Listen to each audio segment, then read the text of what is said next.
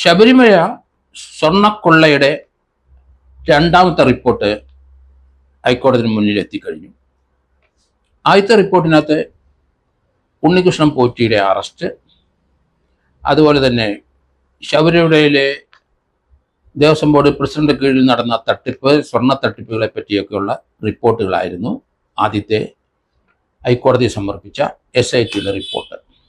രണ്ടാമത്തെ റിപ്പോർട്ടും സമർപ്പിച്ചു കഴിഞ്ഞു. അതേപ്പറ്റി കോടതി ഇന്ന് കോടതിയുടെ നിരീക്ഷണം പറയുമെന്ന് കരുതുന്നു. ആദ്യത്തെ റിപ്പോർട്ടിൽ ഉണ്ണികൃഷ്ണൻ പോറ്റിയുടെ അറസ്റ്റ് മാത്രമേ ഉണ്ടായിരുന്നുള്ളൂ. രണ്ടാമത്തെ റിപ്പോർട്ടിൽ 3 അറസ്റ്റിൻ്റെ കാര്യം പറയുന്നുണ്ട്. ആ റിപ്പോർട്ടിനകത്ത് ദേവസ്വം ബോർഡ് പ്രസിഡന്റായിരുന്ന വാസുവിനെ ചോദ്യം ചെയ്തു എന്ന് വരെ പറഞ്ഞു വച്ചിട്ടുണ്ട്.